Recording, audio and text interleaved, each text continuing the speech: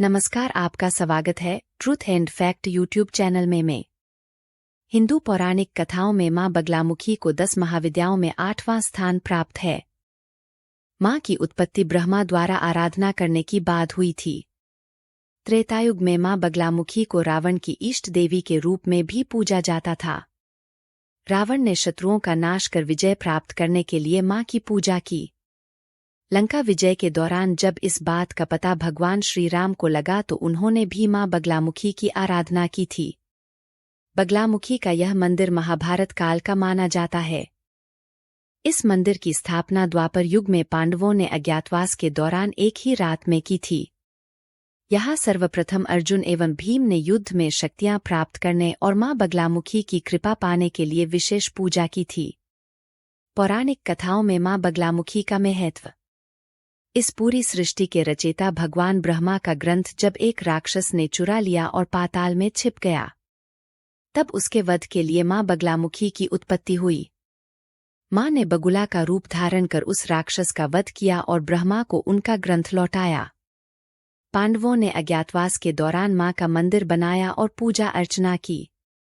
पहले रावण और उसके बाद लंका पर जीत के लिए श्रीराम ने शत्रुनाशिनी मां बगला की पूजा की और विजय पाई। मां बगलामुखी को पीतांबरी भी कहा जाता है। इस कारण मां के वस्त्र, प्रसाद, मौली और आसन से लेकर हर कुछ पीला ही होता है। कांगड़ा के राजा संसार चंद कटोच भी करते थे मां बगलामुखी की आराधना। बगलामुखी माता को उत्तर भारत में पीतांबरा मां के नाम से भी बुलाया जाता है। कांगड़ा के निकट कोटला किले के द्वार पर बगलामुखी का मंदिर स्थित है। द्रोणाचार्य, रावण, मेघनाद इत्यादि सभी महायोद्धाओं द्वारा माता बगलामुखी की आराधना करके अनेक युद्ध लड़े गए। नगरकोट के महाराजा संसार चंद कटोच भी प्राय इस मंदिर में आकर माता बगलामुखी की आराधना किया करते थे, जिनके आशीर्वाद से उन्होंने कई युद्धों में विजय पाई थी। पीला रंग ही है मंदिर की पहचान। मां बगलामुखी की आराधना करते समय पीले वस्त्र पहनते हैं। मंदिर की हर चीज पीले रंग की है।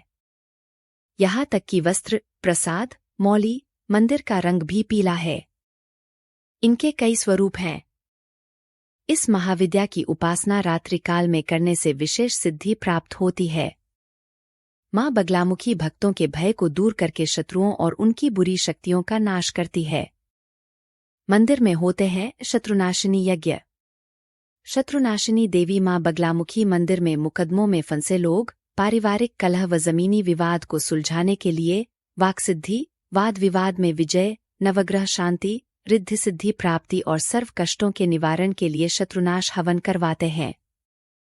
इनकी उपासना से शत्रुओं का नाश होता है तथा भक्त का जीवन हर प्रकार की बाधा से मुक्त हो जाता है। बड़े से बड़े राजनेता व अभिनेता पहुंचते हैं मां के दरबार। बगलामुखी मंदिर में बड़े से बड़े नेता और फिल्मी दुनिया के अभिनेता मां के दर शीश नवा चुके हैं। राजनीति में विजय प्राप्त करने के लिए इस मंदिर में प्रथम महिला प्रधानमंत्री इंदिरा गांधी भी पूजा कर चुकी हैं। वर्ष 1977 में चुनावों में हार के बाद पूर्व पीएम इंदिरा ने मंदिर में तांत्रिक अनुष्ठान करवाया। उसके बाद वह फिर सत्ता में आईं और 1980 में देश की प्रधानमंत्री बनी। बतौर राष्ट्रपति प्रणब मुखर्जी, पीएम मोदी के बड़े भाई प्रहलाद मोदी मंदिर में पूजा कर चुके हैं।